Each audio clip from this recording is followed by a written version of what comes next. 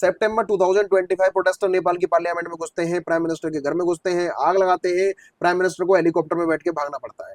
2024 protester Bangladesh की parliament में घुसते हैं, प्राइम मिनिस्टर के घर में घुसते हैं, आग लगाते हैं, तोड़फोड़ करते हैं, प्राइम मिनिस्टर को हेलीकॉप्टर में बैठ के भागना पड़ता है।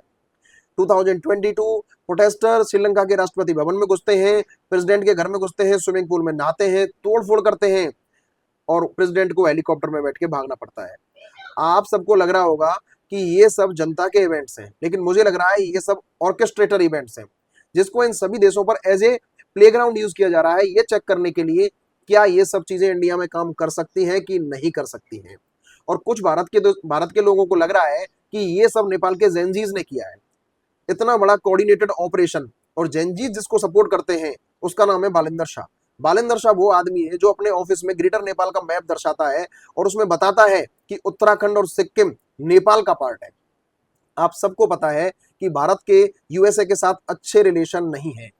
इन सभी देशों पर एक ही पैटर्न से रिजीम चेंज ऑपरेशन किया गया, जिस ऑपरेशन को कहते हैं कलर रेवोल्यूशन, जिसको इंटेलिजेंस एजेंसीज ऑर्केस्ट्रेट करती हैं, जिसमें साइकोलॉजिकल ऑपरेशन के द्वारा रियल इश्यूज को पिक किया जाता है, जैसे कि अनएम्प्लॉयमेंट, इन्फ्लेशन, करप्शन, जिससे कि सब कुछ रियल दिखे।